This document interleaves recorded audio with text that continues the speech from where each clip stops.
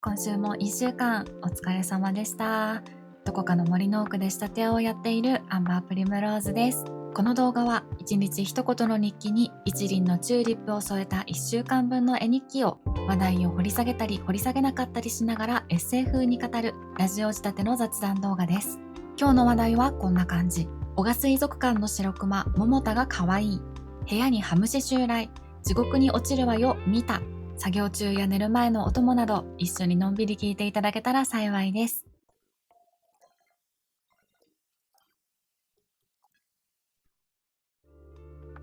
5月16日、ハローキティサクプルリンゴグミ美味しいぞ。これはね、私の最近の好きなもの紹介なんですけど、なんかさ、グミ好きですっていう人に対する憧れあるんだけど、みんなどうだろうな。なんか私、グミが好きですっていう人に対して、かっこいいなっていう気持ちがずっとあって、なんだろうね、これ、私の中でグミ好きな人って結構可愛い子とかシュッとした感じの人、なんかそういう人みんなグミが好きなイメージがあるからかもしれない。わかんないけど。そんな感じでグミ好きな人に憧れているんだけど、でも私自身あんまり今までグミってハマったものがなくって、そんなにね、お菓子食べる時もグミ選ぶことってそうそうないんですよ。コンビニとかスーパーとかのお菓子売り場とかに行ったらさ、結構広いコーナー丸々グミ売り場見たくなってたりして、いろんな種類のグミ売ってるの見るんだけど、なんか大体のグミがなんだろう、美味しいんだけど、なんかグミって膜っぽい味がするというか、これちょっと説明が難しい、本当私の感覚の話なんだけど、どのグミ食べてもちょっと感覚オブラート越しみたいな、なんかちょっと味そのもの、なんかラムネ、コーラ、ブドウとかなんかそういうグミの味の前に一個なんか膜があるみたいな感じがして、粉っぽいともちょっと違うんだけど、なんか味に化学味を感じるみたいな、なんかそういうニュアンス。これちょっと伝わるかどうかわかんないんだけど、でも私の中でグミって美味しいけどなんか膜の味があるなっていう認識だったんだよね。なんだけど、このハローキティシャクプルリンゴグミは私の最近のヒットで、2種類の味のグミが入ってて、1個がなんかリンゴイメージのシャクッと食感、もう1個がリンゴジャムイメージのプルンと食感っていう、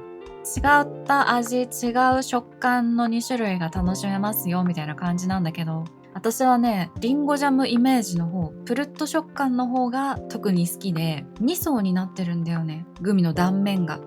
ジュレが入っているらしいんだけど、多分それが美味しくって、本物の果物みたいなジューシーさじゃなくって、リンゴジャムイメージだから、ジャムっぽいお菓子っぽい味のジューシー感みたいな。で、私が思うに、多分そのお菓子のチープな感じのジューシー味のある味が、私が本来グミに持っている膜っぽい感覚を払拭してくれてるのかもって思ってるんだけど、でね、これパッケージにキティの形のグミが出たらラッキーみたいなことが書いてあんの。なんか最近結構さ、お菓子そういうのやりがちじゃないですか。この形が入ってたらラッキーみたいな。で、本当にその特殊な形のお菓子って一袋に1個入ってないことザラだと思うんだけど、このハローキティシャクプルリンゴグミ、今んとこ3回買ってるんだけど、3回ともキティの形のグミ複数個入ってる。これすごくない？ 1 個出たらラッキーがいくつも入ってる状態で、1個出たらラッキーがいくつもってことは超ラッキーってことって思いながら袋覗いてニヤついてる。いや、この優しさ本当ありがとうって思う。さすがサンリオだよね。これのおかげで私最近嬉しいもん。やっぱ嬉しいよね、こういうのってね。でさ、このグミに関して1個未知の領域があって、パッケージに小さくレンジで温めても美味しいって書いてんの。どう思うこれ？本当かな？本当に美味しくなるのかな？なんかさ、でも気になるけど、どう美味しくなるのかのイメージが全然わかんないからさ、ちょっと怖いんだよね。レンジで温めても美味しいに関してはだいぶ半信半疑なんだけど、今度買ってみたらちょっとやってみようかなって思ってます。食べました、温めてみましたっていう人がいたらぜひ教えてください。どうだったか。5月17日、ザ・スーパーマリオギャラクシームービー見ました。面白かった。みんなこれ見たかな？マリオの映画。私結構なんか逆張りの性格というか半沢直樹とかも最近ようやく見たぐらい、なんかみんながいいとか言って流行ってるものを敬遠しがちで、マリオカートとかさ、たくさんのキャラから一人選ぶ系だと、ついついその逆張り的な性格が顔を出して、ペンギンとか牛とかなんか王道のマリオとかピーチとかそういうのじゃないところを選びがちだったんだけど、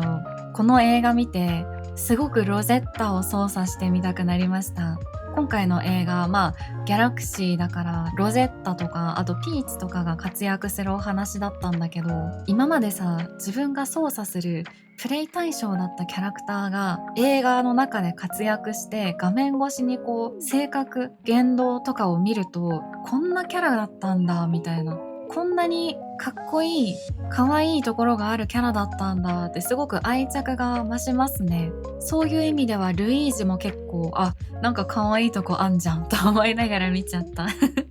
これは結構もういろんな人というかいろんなレビューでこう言ってるありがちな感想になっちゃうんだけど、劇場版で見た方が絶対面白い作品だなって思いました。とにかくさ、マリオのカラフルな鮮やかな世界観がふんだんにこう盛り込まれている。いろんな作品のいろんなシーンから撮ってきたマリオの世界観がめちゃめちゃ綺麗な CG で再現されているから、とにかく目が楽しい。テレビの画面で見ても楽しいだろうけど、こればっかりはやっぱ劇場のでっかいスクリーンで小さいところもある程度大きく見える環境で見るのが一番楽しめるだろうなって思いました。なんか途中ね、指人形みたいなのをキャラクターが手にはめて動かすシーンがあったんだけど、その指人形の質感がリアルすぎて、なんかそこだけ実写なのかなって一瞬思っちゃうぐらいすっごい映像美って感じでした。何年か前にさ、一作目がやってて、それもね、私劇場に見に行って面白いなって思った記憶があるんだけど、でも個人的には今作の方がだいぶワクワク楽しんで見れた気がする。この17日もね、実はマリオの映画見に行くぞってお出かけしたわけじゃなくって、日中別の用事があって、それが終わった時、時間的にちょうど見に行けそうだから行っとくかぐらいの気持ちで見に行ったんだけど、これは本当に劇場で見てよかったなって思いました。5月18日、スクイーズに興味がある。袋に入っているタイプの柔らかいやつ欲しい。メロジョイ。スクイーズって今やたら流行ってるよね。ギュッてさ、手で押して、そしたらふわーって戻ってくる低反発のやつとかさ、すっごい伸縮性の高いゴムの膜みたいなやつの中に水が入ってて、ギュッて握りつぶしたら手の隙間からニュッて水のなんか逃げた部分が膨張して出てくるみたいな、なんかそういう結構いろんな種類のいろんなスクイーズが今出回ってるよね。なんかそういうさ、いろんなスクイーズ触ってみたみたいな、触る音も載せつつみたいな ASMR っぽいスクイーズの動画が結構前からショート動画で流れてきていて、で最初はへえ、こういうのが最近流行ってるんだとか、いろんな種類があるんだなぐらいで見流してたんだけど、あんまりにもたくさんいろんなのが出てくるから見てるうちに欲しくなっちゃって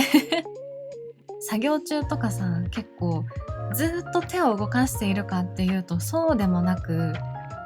これどうしよっかなみたいな思考のターンに入る時があるから、そういう時になんかちょっと片手でグニグニ触れるものがあったらなんかいい気がするんだよなとかってスクイーズを買った方がいい理由を自分の中に見つけているだけかもしれないんだけど、でも私結構手持ち無沙汰な時とかさ、タオルの角とかを好きで触っちゃうタイプなんだよねなんかタオルの角とかを触ってると落ち着くタイプだから、なんかそういうスクイーズ片手に触れるものがあったら合ってる気がするんだよね、そういうの。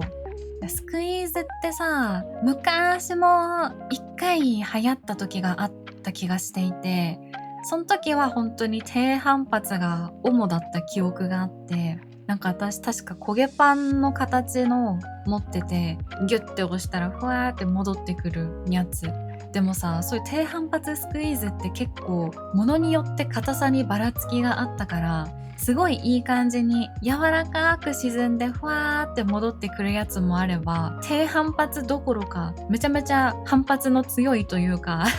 握った瞬間にファッて戻ってくるような、めっちゃ硬いスポンジをただ握っているだけみたいな、そういうスクイーズもあった気がしていて、だから結構さ、物によるよね。触ってみないとわかんないっていうか。あとさ、風船の中に片栗粉入れてさ、なるべく空気抜いて風船の口を縛ってさ、キュッキュッっていう片栗粉の感触を楽しむみたいなハンドメイドスクイーズこれ作ったことない？みんな。私すごい小さい時にそれをお父さんから教えてもらって作り方、それをだいぶ気に入ってしばらく握って遊んでいた記憶があるんだけど、で、私は今までの人生でその低反発のタイプのスクイーズと風船の中に片栗粉を入れたタイプのスクイーズしか基本的に遊んでこなかったんだけど、今すっごい気になってるのが水管スクイーズっていう種類のやつで、わかるかなこれ。なんかね、袋越しに触るタイプのスクイーズなんだけど、透明の袋越しに触るやつ。中にすっごいプルップルな柔らかい本体が入っていて、プルプルな本体がまるで水を触っているかのように柔らかいから水管スクイーズって言うのかなって勝手に思ってるんだけど、ショート動画とかで見た感じ、水管スクイーズはスライムとかに近い触り心地なのかなとか想像しているんだけど、でそのすっごいプルプルそうな感じが気になるっていうのもあるんだけど、私のその小さい時のさ、低反発スクイーズとか、片栗粉を入れた風船のスクイーズはそうでもないんだけど、そういう記憶を引っ張り出してきた時に、スクイーズって素手で触ってるとなんかそのうち黒ずんできて汚れたりとか、手にも結構さビニールとかなんかゴムっぽい独特の匂いがついちゃってたよなーって思って、袋越しに触る水管スクイーズなら本体が汚れることもないし、多分手に匂いがつくこともないだろうって思って、今一番欲しい水管スクイーズネットとかにはすごいたくさん売ってるの見かけるんだけど、やっぱ触り心地が大事だからさ、できればネットじゃなくって実際に触ってみて選びたいんだよね。ものによってなんか思ったほどプルプルじゃないなとかあると思うから絶対。でもそうなった時にさ、どこに売ってるかなって考えてみたら、低反発のやつとかは割とどこでも雑貨屋さんとか売ってると思うんだけど、水管スクイーズってあんまり売ってる場所限られているんじゃないかなって思って、どうなんだろう、今まで私が興味も持ってなかったから売ってても見逃してただけなのかもしれないけど、雑貨屋さんとか自分の行ける範囲にあるお店、ありそうなお店、頭の中で再現してみた時に、なんか水管スクイーズが売っている景色が思い浮かばなくって、でそこで出てくるのがメロジョイっていうやつなんだけど、これがねブランドなんだよね。スクイーズ専門で売ってる。私が水管スクイーズを知ったきっかけのブランドでもあって、結構なんかね、スクイーズ界隈ではメロジョイのやつがすごい人気なイメージがある。で、いいな、メロジョイちょっと買っちゃうかとかって思ったんだけど、これ人気ゆえにかなり入手しづらいらしくって、なんか見かけた話だとね、カートに入れることすらできないみたいな、もうなんかちいかわコラボやってる時のアパレルブランドみたいなそういう競争率なのとか思ってすごいびっくりしてるんだけど、だからメロジョイいいなーって思う気持ちはありつつ、まずはお出かけした時に雑貨屋さんとか売ってそうなところを見てみて、いい感じの私が求める水管スクイーズないかどうか探してみようと思います。5月19日、小賀水族館の白熊桃太可愛すぎるだろがい。みんな知ってる桃田。秋田県の男鹿水族館っていうところで、去年の12月にホッキョクグマの赤ちゃんが生まれたんですよ。それが桃田なんだけど、まだまだ子グマって感じで、確かね、最近ようやく名前と一般公開が始まったみたいな感じの子なんだけど、男鹿水族館の公式 YouTube でかなり頻繁に桃田の成長記録動画が上がってるんですよ。これね、何も考えず見れて可愛いを浴びれるかなりおすすめコンテンツなんで、気になった人ぜひ見てみてほしいんだけど、なんか動物ってさ、時々びっくりするぐらい人間味みたいなものを見せる時があるよね。わかるかな？喜怒哀楽とか単純な感情表現じゃなくって、もっと複雑な、これ今気まずい思いしてんだろうなとか、なんかちょっと恥ずかしそうだなみたいな、そういう人間がするような、わかるなーって思っちゃうような表情とか行動をする時があるなって思ってるんだけど、桃田もね、かなり動画見てるとそういう人間味みたいなものを見せてくれて、それがね、すごい可愛いんですよ。私がね、桃田に興味を持つきっかけになった動画があるんだけど、それがタイトルがおもちゃを取ろうとしてプールに落ちる桃田っていうもういいじゃん。で、サムネがプールに流れていったおもちゃを取ろうとして、でも本人はプールに入りたくなくって、岩場にね、足をかけて、体をピンと一直線に伸ばして、最大限自分ができる長さを出して、おもちゃに手をかけようとしている写真なんだけど、おすすめで流れてきたんだけどさ、あまりに気になるサムネとタイトルで無視できなかった。そう、ホッキョクグマって泳ぐんだけど、最初から泳げるわけじゃないみたいで、まず水に慣れる。そこからちょっとずつ泳ぐみたいな段階的な練習がね、必要みたいで、そのおもちゃを取ろうとしてプールに落ちる桃田の回の桃田は、その時点ではまだ泳ぐのが怖い。水に入るのが怖いから、プールに落ちないように小さい体で頑張っておもちゃを回収しようとするんだけど、結局落ちるっていうね、内容なんだけど、最初に体ピンになる前に手でね、なんとかおもちゃを寄せられないだろうかと手で招くようにヒュッヒュッヒュッってやったりとかすんの。で、それを見て、わかるよ。濡れたくないからまず手で頑張るよね。とか、それでダメだったから極力自分のできる一番の長さを出そうとして岩場に足かけてちょっとなんか一直線になってみて、なんとか水に入らずして取りたいよね。わかるわかるその気持ちとか、何を思って行動しているんだなっていうのがすっごい想像つくのが可愛くって、全然違う環境で暮らしてて、生態も体の特徴も全然違うのに、それでも気持ちわかるなーみたく思える瞬間があるのって考えてみたらだいぶすごいことだよね。私今チンチラのおいもちゃんと一緒に暮らしているんだけど、この前いもちゃんがさ、部屋んぽしている時にケージの上に登ろうとした時があったんだよね。もう本人の体調から考えてもケージの高さから考えても、そっからじゃ届かないよっていう位置からジャンプしたことがあったので、案の定登れなくって、結果的に落ちちゃって、なんかもう肩っていうか背中からもうゴロンみたいな落ち方してチャレンジ失敗っていうことがあったんだけど、もうすっごいそれまでさ、元気に楽しく駆け回り、なんかちょっと調子に乗ったような今なら何でもできますぜみたいな感じで果敢にもジャンプに挑戦したのに、体ゴロンで落ちちゃった後、もうさっきまでの楽しさが嘘かのように、すごい気まずそうにとぼとぼケージに帰ってふて寝しだしたんだよねで、私はそれを見て、わかるよと。せっかく楽しく遊んでたのに、ちょっと気まずいよな、ジャンプ失敗しちゃって、それを私に見られて、楽しい気分に水さされたよなって思って、わかるよ。またね、ちょっと休みだねって言いながら、部屋んぽを終了したっていうことがあって、楽しくなってちょっと調子乗っちゃって結局失敗するみたいなのが、人間でもそういうことあるよなって感じで面白かったんだよ。でもとか言いつつ、本人的には、いや全然そういうつもりじゃありませんけど、みたいな話だったりするのかな。いもちゃんの話といい、ももたの話といい、結構前にさ、犬の鳴き声の声色でさ、何を言っているのか判定するバウリンガルってあったよね。なんか精度はあんまり微妙だったような気がするんだけど、これだけ今さ AI とかいろんな技術が発展してさ、自動翻訳の精度とかも、人間の言語だと結構いい感じになってきてるのかなって思ったりするから、そろそろ割とちゃんとした精度のバウリンガルみたいなやつが出てきてもおかしくないんじゃないのかなとか思ってるんだけど、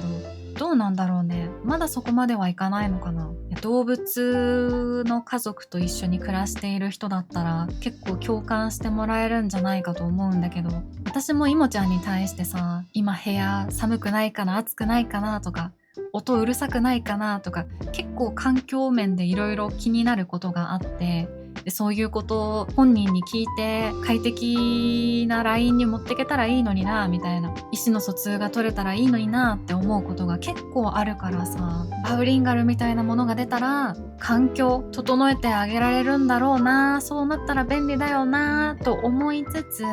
一方でさ、意思の疎通ができちゃうことで喧嘩したり気持ちがぶつかることも出てきそうな感じはするよね。チンチラってさ、割と夜の時間帯に活動する動物なんですよ。だから私が活動的になる昼間の時間帯っていもちゃん寝てたりすることが多いんだけど、もしお互い会話できるようになったら、今眠たいんだからもうちょっと静かにしてよ、うるさいよみたいに言われて、私は私で今は活動の時間帯なんだから仕方ないよとか、あとおやつもっとちょうだいよ、今日もたくさん食べたよ、知らないよまだ食べたいよとか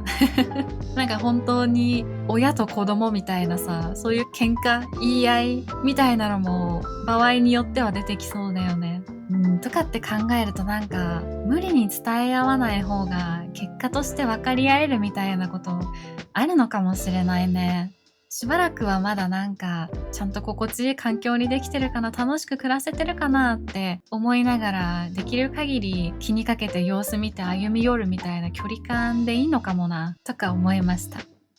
5月20日、夜中部屋にハムシが出て阿鼻共感しました。共演 NG すぎる。打って変わって、これは本当に明確な意思疎通を持ってお互いの居住環境を別々にしたいなっていう話なんですけど、先週の動画の冒頭でもちょっと話したんだけど、今年初部屋にハムシが出ましたいやー、この日さ、空気の入れ替えのために日中家中の窓を開けてたんだよね。全部の窓に網戸がついてたんだけど、割と長い時間換気してて、で夜になって窓閉めて、でチンチライモちゃんの部屋んぽのタイミングだったから、ちょっと小さい電気だけつけてお部屋全体薄暗い感じでイモちゃんの部屋んぽをしてたんだよね。その部屋んぽエリアっていうのがだいたい2畳くらいのスペースで、ちょっと高めのペットフェンスみたいな感じでその2畳のスペースを囲っていて、そこの範囲でだけ自由に遊んでいいよみたいな区間を作ってるんだけど、その部屋んぽエリアにハムシが現れて、夜中1時とか、それが寝る前の時間帯で、ちょっと薄暗い感じの部屋で、イモちゃんの生活エリアっていうリラックスしているセーフティープレイスにいきなり現れたハムシっていう状況になって、もう想像してみてほしい。伝わりますか、この緊迫感網戸がしてあったから、まさかその 1,2 センチっていう網戸の網よりも大きいハムシが入ってきてるとは思わなくて、気づいた瞬間うわーって大声出しちゃって、もうそうなったら部屋んぽどころじゃなくなるわけで、イモちゃんもさ、それまで結構ジャンプとかして楽しんで遊んでたんだけど、私の緊張っていうか驚きが伝わっちゃって、イモちゃんもなんか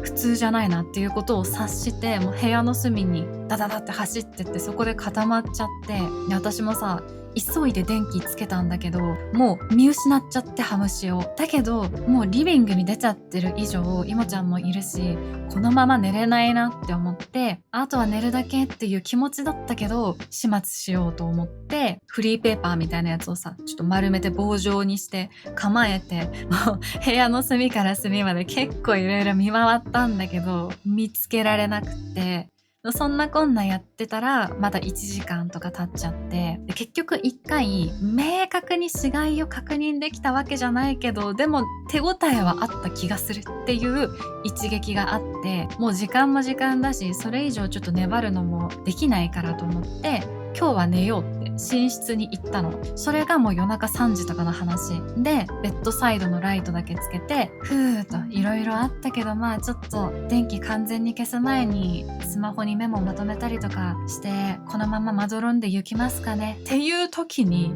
目の前に仕留めたはずのハムシ登場。もうホラー映画と同じ展開ですか見たくなって、一回さ、やったかこれっていうシーンがあっての、もう夜中だし、さすがに寝よう。で、ようやくちょっと神経の高ぶりも落ち着いてきました。ふうってところで完全に登場っていう緊張と緩和。もう、ハムシにしておくにはもったいない驚きの演出家ぶりを発揮していて、私すごい目が悪くてさ、結構メガネがないと30センチ先とかじゃないとはっきり物が見えないんだよね。で、そんな悪い視力の中で確認できたハムシ、これ距離近いぞって一瞬で頭の中で計算して飛び起きてすぐ殺虫剤ふわーって巻いた。でもさ、驚きもあったし、3時までなんやかんやリズムを乱されているっていう怒りもあったから、これでもかってぐらい殺虫スプレーファーってやって、でベッドに結構殺虫剤がかかっちゃったのよ。だし、もうなんか落ち着けないしと思ってどうしようかなって考えて、結局もう朝4時とかになってんの、その段階で。朝4時とかにリビングに布団持って行ってイモちゃんのケージの横で寝ました。もうハムシはコリゴリだ。5月21日、海外の Vlog 見て異国の暮らしに思いを馳せるなどして、ちょっとハムシのね、緊迫感がある話題から打って変わって、また全然毛色の違うお話なんですけれども、全然違うところで違うことして暮らしてても同じようなこと考えるんだなーとか感じられると心強い気持ちになったりすることないですかね。私は結構あるんだけど、エッセイとかもそうなんだけど、その人の暮らしとか考え方が見えるものが結構好きで、わかるなーみたいな共感も、そんなこと考えたことなかったなみたいな驚きもどっちも面白いなって思ってるんだけど、今一番好きで見てるのはね、29歳の中国人の女性の Vlog で、地元を離れて都会で一人暮らししている姿を動画に収めながら、その心中を語る字幕みたいなのがついてるんだよね。で見てるとさ、日本と中国国も違うから全然違う文化の中で生活をしている人なんだけど、家族を大事に思う気持ちとか不安がありつつも自分らしく暮らそうとする様とか、そういうことを語っていて、わかるな、これ一生なんだなって感じたんだよね。なんかそう考えたらさ、文化とか習慣に違いはあっても、きっと世界中で同じようなものを大事にして同じようなものを見て感動してるような人って多いんだろうなって思ったの。ちょっと話がそれるけど、最近のツイッターの自動翻訳でも似たようなことを思って、なんか全然異国のさ、挨拶もなんて言うか知らないような、普段関わりのない言語を話す国の人のツイートで笑ったりとか、世界共通のユーモアとか面白さってあるんだなとか、違う国で違う時間に寝起きして違うもの食べて、一見全然別の生き方なんだけど、でも分かち合えるものはあるんだなっていう、なんかそういう違うけど似てるねを感じられるのがすっごく好きで、あと単純に別の角度の面白いところになるんだけど、観光目線じゃなくてさ、ローカル目線で自分の暮らしを発信している動画が面白い。なんか Vlog っていうとさ、綺麗なっていうか、本当に毎日こんなに丁寧な暮らしをしているんですかみたいな Vlog もあるけど、絶対に観光客目線だったら知らなかったような暮らしのリアルさとか、等身大の暮らしを見せてくれている動画って面白いよね。でその舞台が海外となると文字通り見える景色とか習慣が違うからなおさら面白い。私がすごいおーって思ったのは、中国のスーパーって油売り場がめっちゃ広くってスーパー行ったらさ、陳列棚ごとにセクションが分かれてたりするじゃないですか。この棚はお菓子売り場で、隣の棚はちょっとレトルト系の食品とか。で、言ったら中国のスーパーは一セクション、一つの棚コーナー、丸々油売り場だったりして、しかもね、1個の油のボトルがものすごいでかいの。何リットル入ってるのかわかんないけど、私とかが日本で見かけている油の倍ぐらいあるんじゃないかな、普通に。見たことない規模のデカさの油のボトルが、見たことないデカさの規模の売り場に売ってるのがめっちゃ面白い。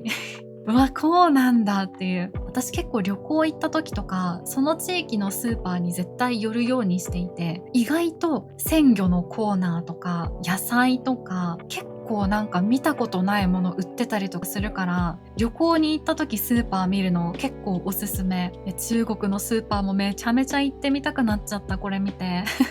あと、中国ってすごいキャッシュレスが進んでいるイメージがあったんだけど、手のひらをかざしただけで会計が完了するシステムとかがあるみたいで、ちょっとそれすごいとか、結構ね、未知の世界が広がっていて、それがすごい新鮮ですね。で、なんかそういう、うわ、全然こんなの知らない、すごいっていうこともありつつ、ここまでは割と共通している部分とか、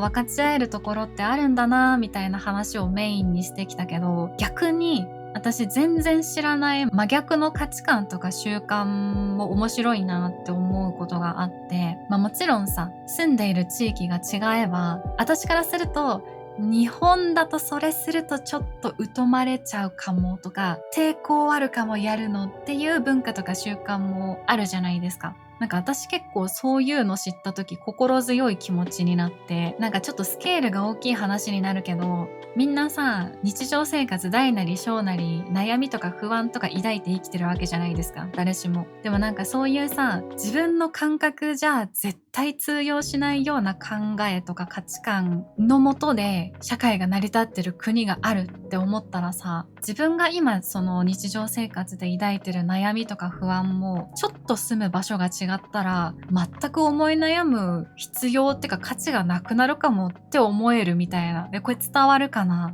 なんかいろんな価値観とか文化の国があるなら、きっと今より漠然とそのままの自分で息がしやすい場所もあるんだろうなとか、もっと極端に言えば、今抱えてる悩みとか不安もサバンナに行っちゃえば全部無意味になるんだろうなとか、思うと、じゃあ最悪、もうどうしようもなくなったら、暮らしていく場所を変えて、今よりマシなところに行けばいいなって考えて、ちょっと今しんどい気持ちを楽にすることができるっていうかさ、実際に行動に移す時の問題は置いといて、そう思うだけでもちょっと心が軽くなるみたいな。そんな感じで Vlog とかツイートといった SNS を通して異国の暮らしの違いと類似性に励まされています。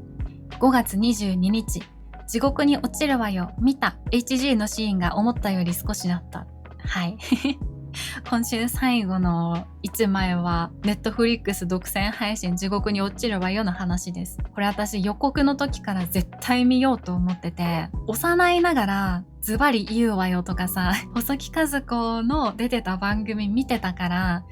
知ってる人のお話だっていう興味と、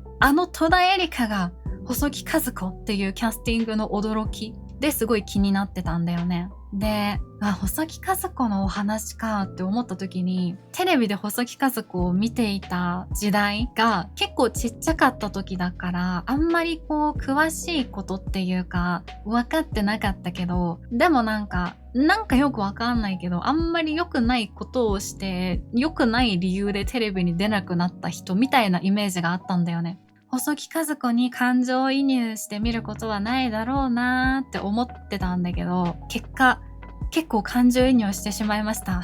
ここから話すことは、ネタバレになるところもあると思うから、まっさらな状態でこれから地獄に落ちるわよ見たいですっていう人は、私がマイクを持って話す間、ミュートにしてほしいんですけど、で、ちょっとマイク持ちますね。はい。ここからちょっと作品の内容に触れるようなことも話していきます。見る前は、いや、細木数子の人生に感情移入することあんまないだろうなって思ってたんだけど、結果結構感情移入しちゃって、多分ね、構成がすごく、いいっていうか、もう構成の妙だなって思ったんだけど、最初の何話分かは、細木数子自身が語る自分の半生っていう、細木数子目線で振り返って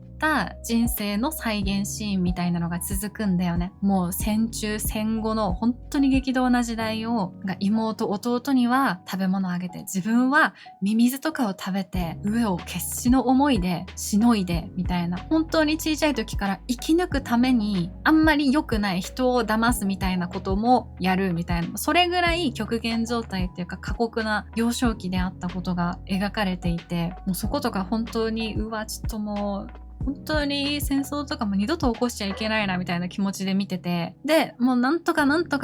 生き延びて、高校生ぐらいの時から働き始めたら結構詳細を発揮して、もう何個かお店転々として自分で経営したりもするんだけど、めちゃめちゃ成功してみたいな。で、その道中で人に騙されて、借金を背負わされて、でも根性で返済して帰り咲いてとか、波乱万丈なんだけど、なんだかんだ大人になって働き始めてからは富を得ているみたいな描写が続いて、でその通りに見ていると、あれなんか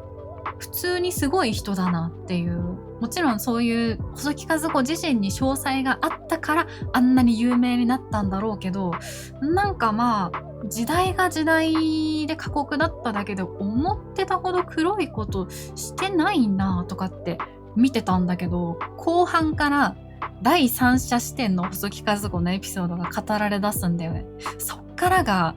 面白くって、でその第三者の視点からは、いやいや本人はいいように言ってるけど実はそんなんじゃなくってみたいな、本当にヤクザとつるんで人を騙してお金を稼いでいてとか、結構なんかえげつないことを実はやってんだよあの人はっていう